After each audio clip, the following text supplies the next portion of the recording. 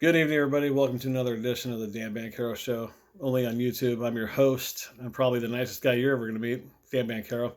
Hope you're all having a good end of your week. And a lot of stuff going on lately in the world. Very disturbing, very uncomfortable situations we have about us. And many of you know that I don't spend a lot of time in front of the television set. I kind of like to live my own life and create my own destiny, manifest my own destiny, create my own legacy, whatever you see fit as to how you put it.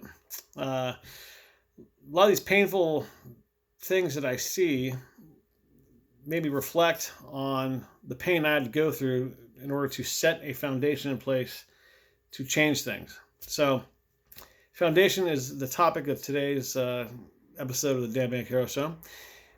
And that's what the podcast is going to be all about. I want to read quite a few things, actually, I have on paper because I don't want to forget many of the things I want to discuss. So, my apologies if I'm a little bit less personal than normal. This is a quote from the great Dr. Martin Luther King Jr. on foundation. Man must evolve.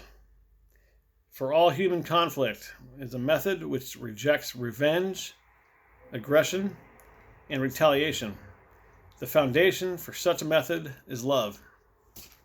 So the foundation of the Dan Banchero Show on YouTube, only on YouTube, is based on love, really.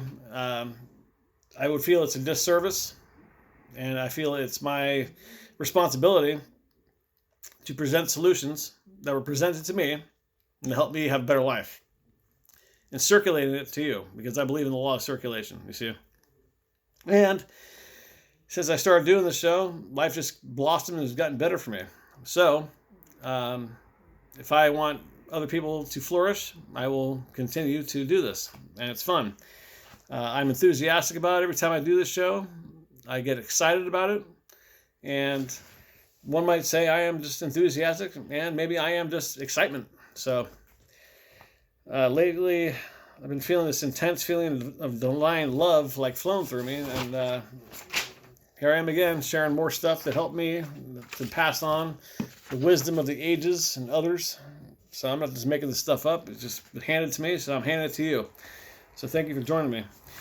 I was walking last weekend, and I pulled out the phone, and I was on Audible, and I purchased a lecture by Dr. Wayne Dyer. And in that lecture, he has several meditations. One of them I shared earlier this week, which kind of brought about some feelings out of everybody. You know, I had no shirt on and I didn't speak and I had my eyes open. But they also had some very good quotes from wisdom of the ages that I speak about. And one of them he took really struck me, and it was funny because I purchased it and I immediately started listening to it as I was walking the Bay Meadows area where I live. And within like the first 20 minutes, Dr. Dyer pulls this out from A Course in Miracles. This is called Pain. Pain is a sign illusions reign in the place of truth. Pain is a wrong perspective when it is experienced in any form. It is a proof of self-deception. It is not a fact at all. There is no form it takes that will not disappear if seen all right. Nothing can hurt you unless you give it the power to do so. Pain is but a sign that you have misunderstood yourself. Do you not see that all of your misery comes from the strange belief that you are powerless? Seek not your outside self, for all your pain comes simply from a futile search for what you want, insisting where it must be found. Look about the world and see the suffering there. Is not your heart willing to bring your weary brothers rest? They must await your own release. They stay in chains until you are free. Pain is the ransom you have gladly paid not to be free. It is your thoughts alone that cause your pain. Nothing external to you in your mind can hurt or injure you in any way. There is no cause beyond yourself that could reach down and bring oppression. No one but yourself affects you. There is nothing in the world that has the power to make you ill or sad or weak or frail, but it is you who has the power to dominate all things you see by merely recognizing who you are. So there's been several suggestions I came across over the years that would have been helpful to someone who wasn't battling substance abuse and had responsible character when they were seeking a career. So if I was to set a foundation for a career, I'm going to include things like my personal interests, my personality characteristics, my life roles, such as being a parent, a student, a friend, a worker. Maybe my cultural values will play a part in my career search or my life experiences. And unfortunately for me, in my 20s, I was absorbed in partying and cocaine abuse, alcohol abuse, lust. So I was more self-absorbed in like being the world heavyweight champion of house parties and being seen as the icon of the peninsula nightlife scene. And I couldn't even sit down to even set down a foundation for anything I wanted in a career. I never wrote down a personal budget or took any serious repayment of student loan before or decided on anything on planning a career. So luckily for me, in like my 8th consecutive year of chronic relapsing, trying to get clean and sober, I took the advice of this lady who I had met, and she was an ex-recruiter, and I laid out an honest resume based on my skills and my experience. I just formatted it based on her suggestions, and I landed this great career. And for me, there's several attributes of goodwill that I apply, and things just happen for me just out of that. So we all have our different experiences, but there's many tools you can use for building a foundation in a career search that I suggest you utilize. Take advantage of technology. It's all right there in the palm of your hand. Saint Germaine, there's a thing called the Saint Germaine Discourses, and I like this quote about foundation from him. When you do something half-heartedly, you get half the results, so invest yourself. The masters, the guides, and teachers who are working with you know exactly what they are doing. So when you are on the path, pursue completely the good that you find in front of you. This will take you to the next step, and then the next step, and then the next step. That's from Saint Germaine. So there's a lot of good suggestions for career planning. Zig Ziglar, I like this quote here. He said, "The foundation stones for a balanced success are honesty, character, integrity, faith, love, and loyalty." And for me, the career fell into place, like I said, once I started just applying these principles in most of my affairs on a daily basis. And things just started lining up for me, and things just happened for me. And I've been able to keep my job as a result. I also had like about 18 months clean and sober last August, and I remember I wanted to do something about my health and my weight, and I'd lost like 20-something pounds just by waiting tables again, burning calories. And this guy, Dylan, that I work with, he's a trainer, and I started laying out some things to him about what I wanted to change about myself, and he had me talking specifics. So in goal setting for health and setting a foundation, specifically mentioning whether you want to increase your power, your speed, your strength, your flexibility, or your endurance, maybe affect your pain and reduce your pain in your body, rehabilitate injuries, have better balance, a better diet, better nutrition, improve your mental and body health, emotional health, maybe improve restful sleep, stress reduction, meditation. These are all things a specialist can help you with if you specify them in your foundation. It's good to write it out. So earlier I was talking about the whole pain thing from A Course in Miracles, right? So I immediately took this and recorded it from voice to text and sent it to this woman that I've been talking to and building this relationship with over the phone and chatting with. And we went out for coffee once a few weeks back. And this is like foundation building because I'm getting to know this woman very well. And I'm learning a lot about her values. And it made me reflect a lot of relationships. I know I've done a couple of episodes on relationships and how unsuccessful I was. But now this whole foundation thing made me dig a little bit deeper. And so, of course, we're going to talk about foundation relationships. So I was unsuccessful in that because I was primarily in my addiction and my alcoholism for many years. And I was very irresponsible. And I wasn't really trustworthy. And there was no way I was going to take time to write out like what I was looking for in a relationship and do this inventory on that type of thing. But now, the last couple of years, I've been able to do that a little bit more effectively because I'm clear-headed and I'm a little bit more spiritual than I used to be. And hence, I'm having better relationships with, business, friendships, housemates, family, and now, like, for example, with this woman that I'm talking to. Nothing romantic has happened yet, but just the way we talk to each other is very intriguing because I've never had this before. This buildup. It's very casual, but sometimes it gets very intense and it feels good, So, let's see. So you're looking at a guy who has had 3 marriage proposals with no ring in hand. Ironically or coincidentally, or how you want to put it, I got 2 responses with a yes, 1 with a no. I've already shared about those in previous episodes, so I'm not going to get into those things. But there was actually a 4th one that should have happened, but the girl was smart enough to bail before I got down on one knee and asked. So I remember in 2005, I was dating this girl, and I'd met her through her cousin, who was good friends of mine from high school, and her and 3 other girls, they lived up the street from me, and I lived in a party house with 4 other guys, and we all used to hang out. And anyway, we had a lot of fun, but there was a lot of problems in our relationship because of my partying. I was high on coke all the time. I was drinking every single day, and I wasn't faithful, and I was very promiscuous, and I wasn't trustworthy. 15 years ago, I was not a good man. So luckily, the universe, after putting her through that for a year, gave her a good man and her husband. They have 2 beautiful children together. It's great to see, and I'm happy for her. So, but I remember we were partying one night. We were probably out in Burlingame the night before, and I woke up the next morning in her bed, and I was drinking cognac and snorting coke the night before, and I remember we came home with some 40 ounces of Coors Banquet beer, and I got up out of bed, and I still had my Express for Men black striped dress shirt on, and I had some dress socks pulled up to my knees, and I was wearing these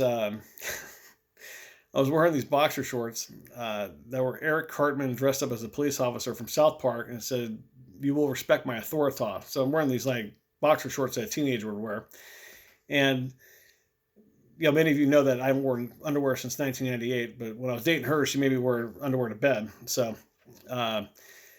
So here I am, and I grab her by the hand, I walk her out to the back patio, and she kind of knew by the look on my face and the smirk and the glow that she knew what I was trying to do, right? And she basically cut me off and said, no, don't do it. She begged me, right? So the show was over. I didn't propose that day, but she stopped me before I get on one knee and asked her, again with no ring. And I made my way back to the bedroom, got back in bed and opened up my Coors Banquet beer out of the 40-ounce bottle and continued to watch the Golden Girls reruns on Lifetime television that morning. And I could never figure out why she wouldn't commit to marriage. But anyway, so never stops, I swear. Sickness like this isn't growing trees, I'm telling you. So through the years, I never really was in a position to be not only setting a foundation, but building a relationship with women because I was totally unpredictable. And so I kind of dug deeper into the stuff about relationship building and foundation. And I love to talk about this stuff because even though I might be focusing mainly on romance relationships, a lot of this applies in the business world and just in everyday life and building trust in people. So it hit a lot of chords with me. Let's see. Well, a lot of times I was overly optimistic about some women I was pursuing. I had good intent because I always had a grudge with women who wouldn't give me a chance. So I was always willing to give a lot of women chances that I normally wouldn't date because maybe they have a quality I don't know about. And I've talked about this in other episodes. But I couldn't meet their needs. I had a busy schedule. Maybe I was too involved in recovery in the last couple of years when I was dating women. They had personal goals that they hadn't achieved yet. And maybe they were pursuing some things. And there were some unfortunate circumstances where it just didn't work out. And I had to accept that. So even though I might have been clean and sober the last couple of years, I never really had a good chance to build that foundation with some of these women. Sometimes it would turn out to just be a pure sex relationship or spontaneous, and there's nothing there, So now, looking at like the last 2 months, I've been engaging with this other woman. We got a really good foundation of the kind of character we both have, and I was looking through some things in books and online and reviewing some stuff. I went through counseling and one-on-one, relationship counseling. And I was identifying things that I'm doing and talking about with this woman that are recommended for building a strong relationship, which is great. So the right timing, compatible values, honesty, communication, as opposed to assuming, and trust are all major elements to be established from the beginning. And I failed to do that in almost all my relationships. Almost all of them. Not so much recently, but in my 20s, definitely. So I was given several signs of what a relationship is like that looks like it's going to be successful or it's heading in the right direction. So the first one is you speak to each other with respect and kindness. You're patient with each other. So like for me, this whole COVID-19 thing, it's delayed me going out and taking this lady out for a good time. Other factors in her life, which I won't get into, it's kind of affected that also. But so it's taken some patience because I'm used to asking somebody out and maybe we go out a few times like within the first couple of weeks. But at any rate, here's another one. Any secrets will be out in the open with each other. So I think I've revealed plenty in the last 40 episodes or so of the Dan Banchero Show. So I mean, many of you already know my fifth step if you want the real truth. You've been exposed to my fifth step in many episodes. So if the relationship is affected by others' behaviors, it can be turned around almost immediately by stopping bad habits and starting new ones. That's a good one. We go to our partners first with our complaints about them rather than our friends or family first. It is not good to vent outside of the relationship and then go to our partners second with these complaints. I like that one a lot. We have love with no conditions. We must accept some faults or accept who they are and still love them. We also have to make sure that our partner isn't just a financial safety net or has a safe place to go for shelter. And I spoke about that in several episodes in regards to myself and watching others who are in marriages or relationships where they feel like they have nowhere to go and they're sticking out because of shelter or the other person's career and financial support. And that's not living happy. That's not being free.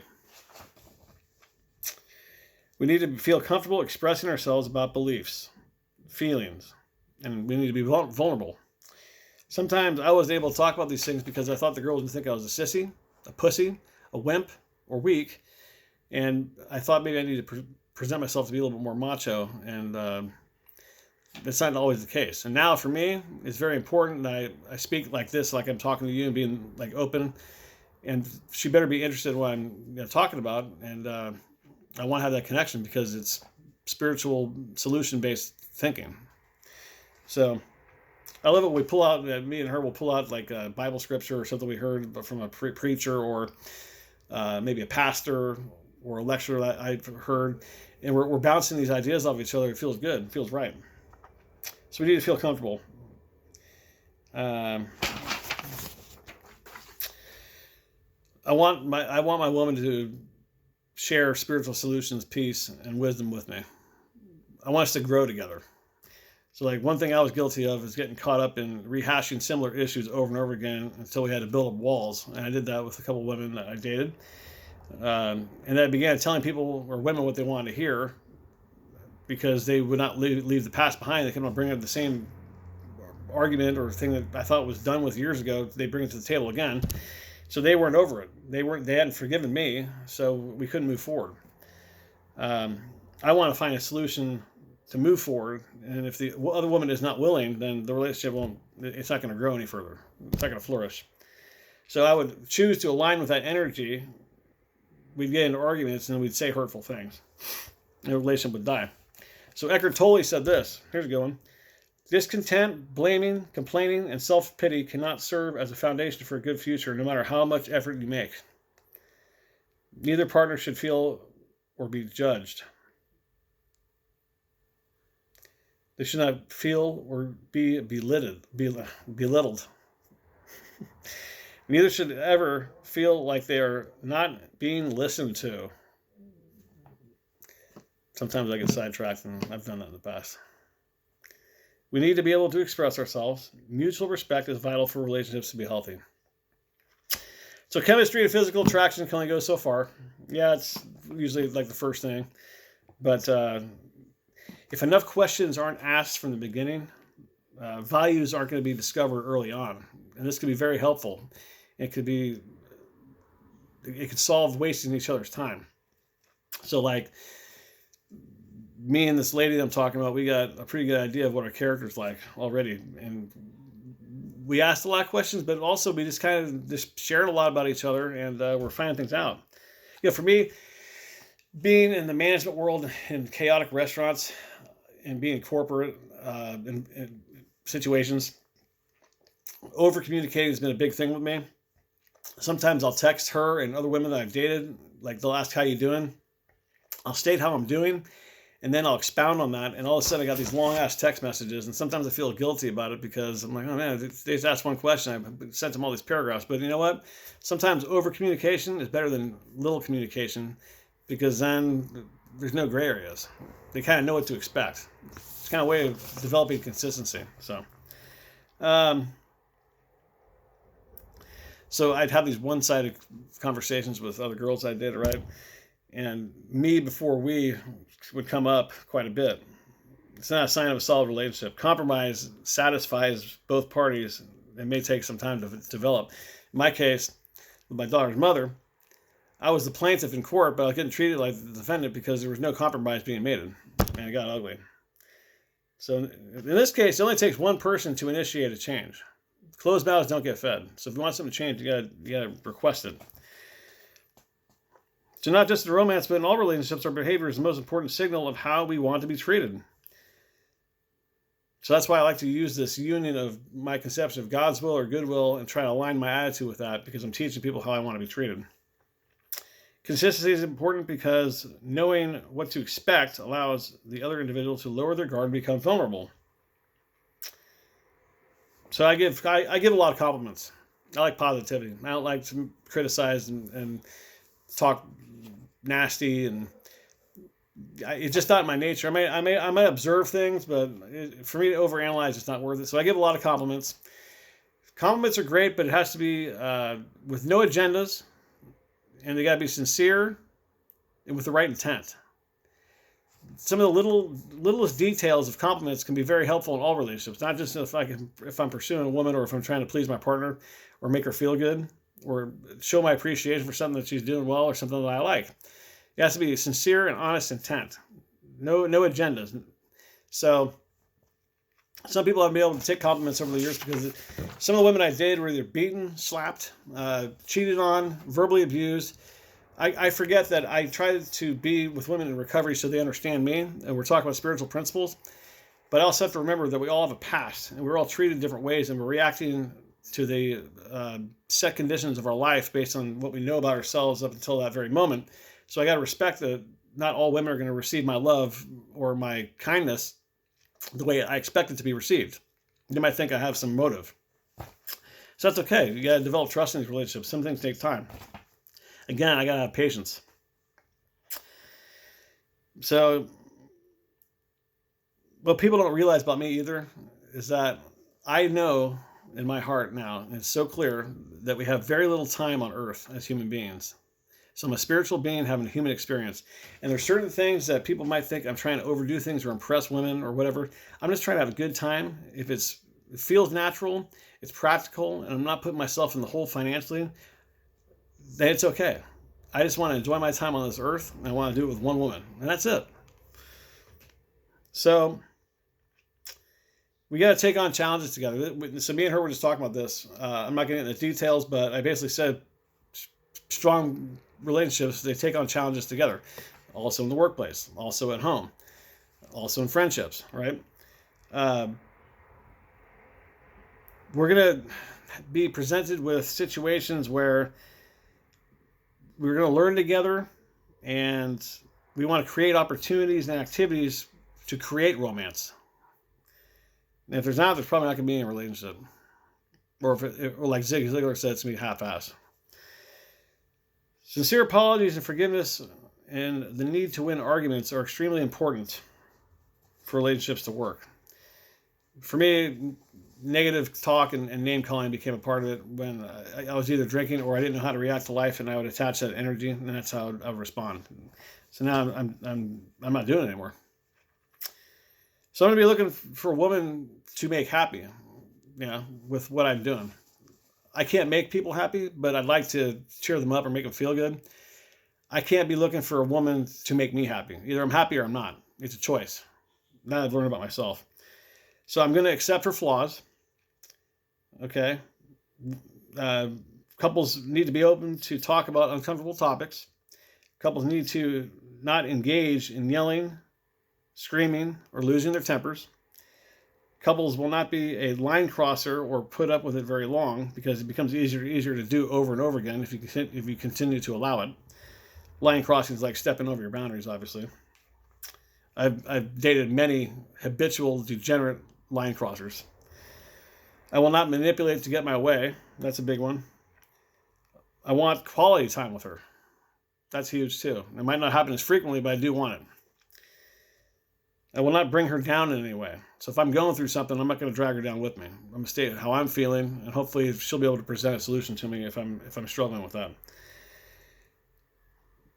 I don't want to go to sleep angry. And that doesn't have to do with just the relationship. It has to do with anything. I don't like going to sleep angry. So that's why I got to meditate, listen to all this stuff before I go to sleep. I pray the rosary. I do a series of different things that I do before I go to sleep and go in that unconscious state. I'm going to respond to her needs. I'm going to make her feel valued. I will tell her she is appreciated.